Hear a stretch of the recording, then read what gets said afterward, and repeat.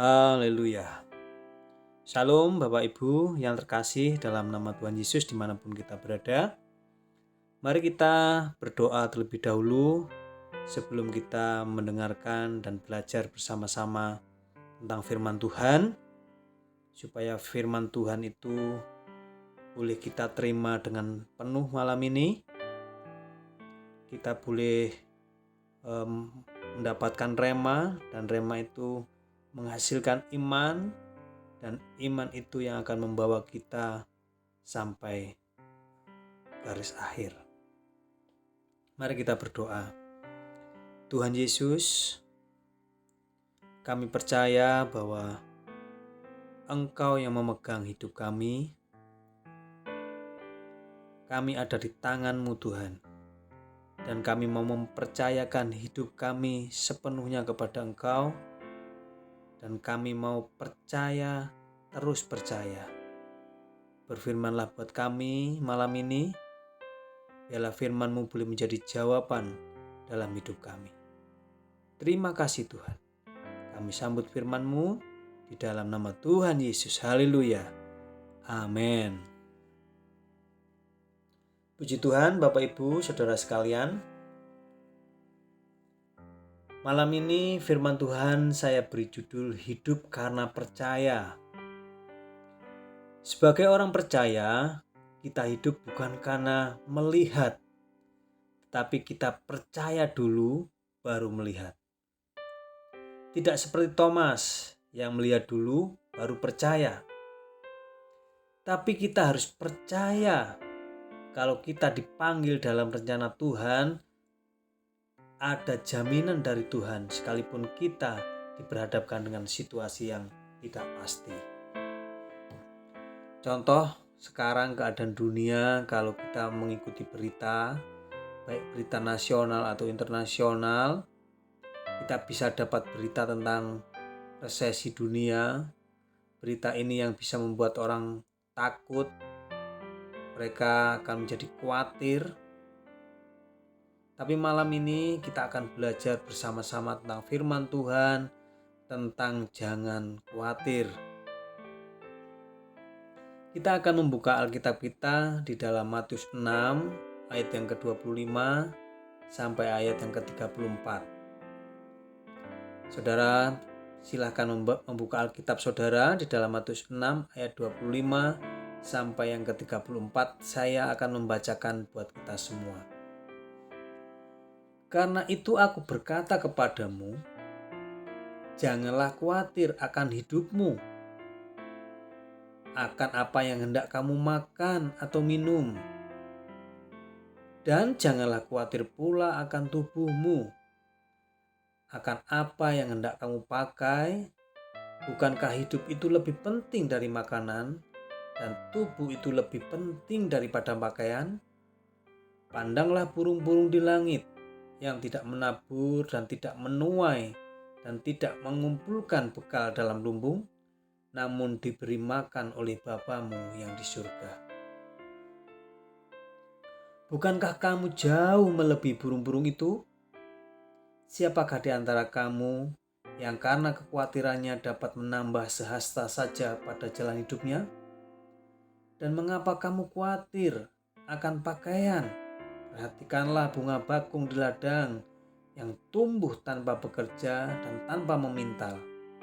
Namun aku berkata kepadamu, Salomo dalam segala kemegahannya pun tidak berpakaian seindah salah satu dari bunga itu.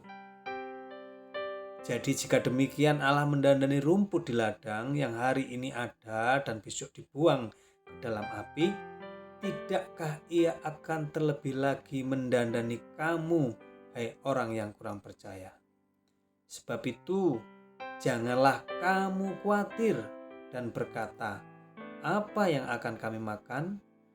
Apakah yang akan kami minum? Apakah yang akan kami pakai? Semuanya itu dicari bangsa-bangsa yang tidak mengenal Allah. Akan tetapi Bapamu yang di surga tahu bahwa kamu memerlukan semuanya itu.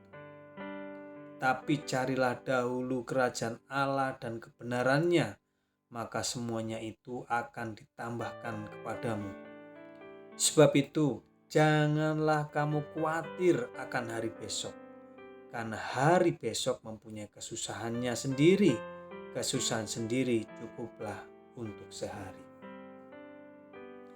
Yang pertama, ada perintah sebanyak 3 kali, jangan khawatir.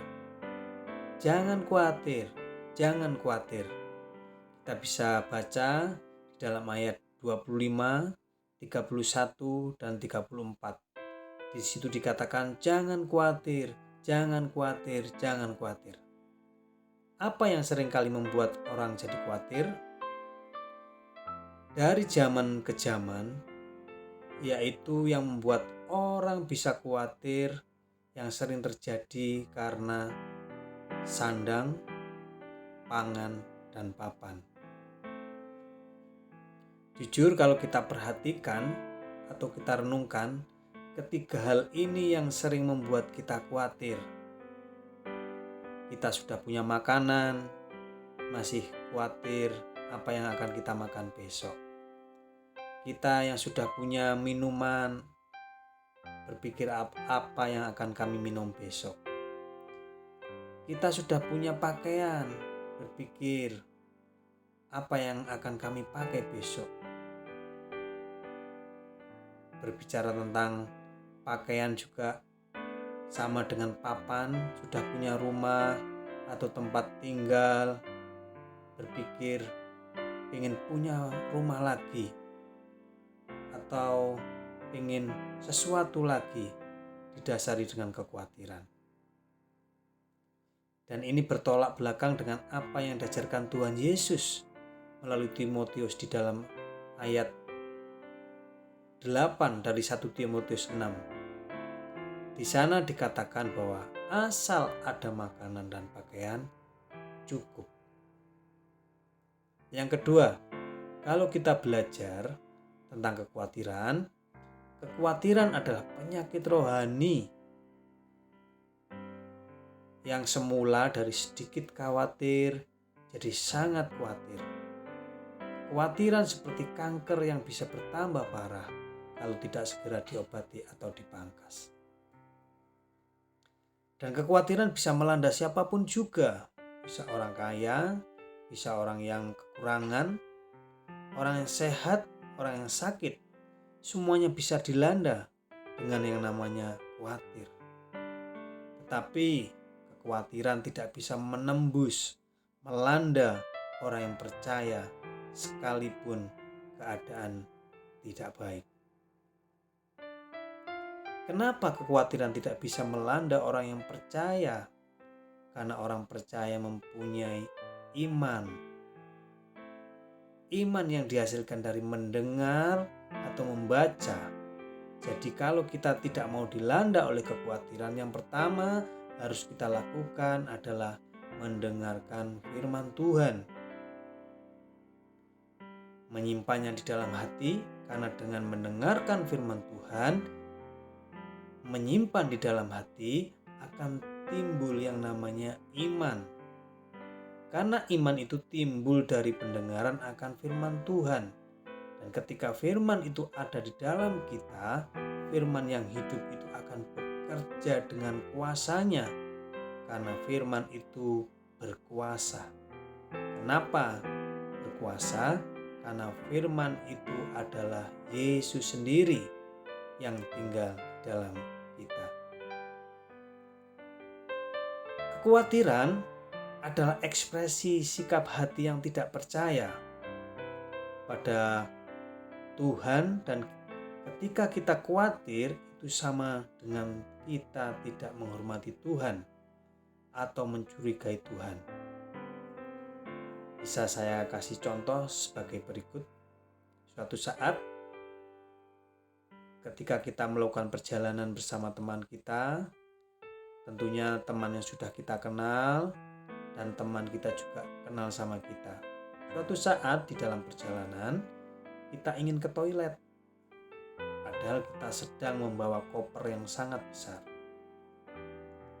Berhubung tidak percaya sama teman kita, waktu ke toilet kita tidak menitipkan koper itu sama teman kita. Tapi kita membawa masuk koper itu ke toilet, padahal kopernya sangat besar.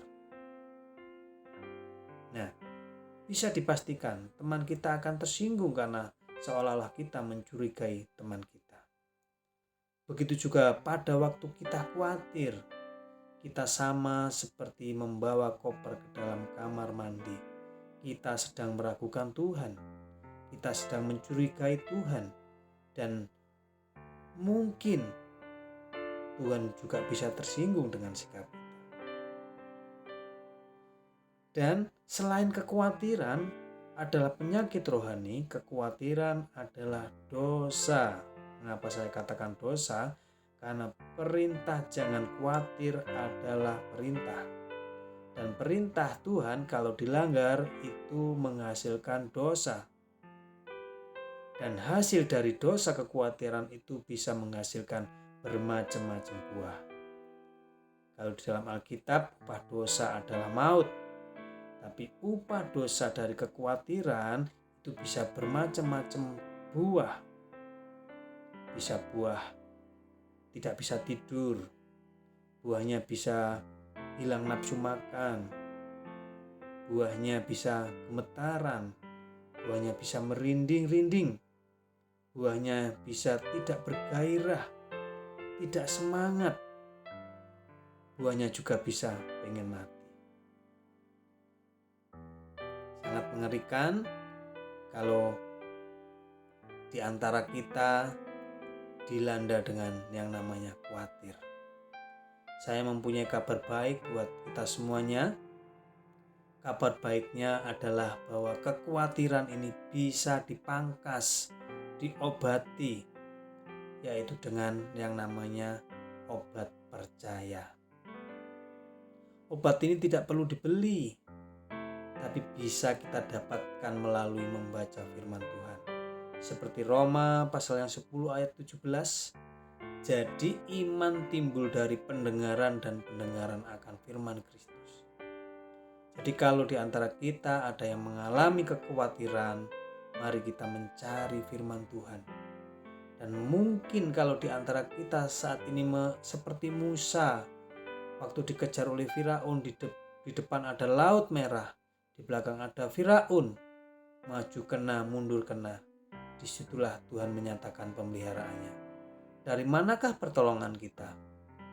Bukan dari gunung-gunung, pertolongan kita datangnya dari Tuhan. Jadi jangan khawatir, pemeliharaan Tuhan sempurna. Tuhan ada di dalam kita. Dan ketika Tuhan ada di dalam kita, Dia akan melakukan perkara-perkara yang besar. Dan kita tidak perlu khawatir. Amin. Puji Tuhan, kiranya firman Tuhan yang singkat ini menjadi berkat buat kita menghadapi berbagai macam kehidupan di dunia ini. Tuhan Yesus memberkati. Amin.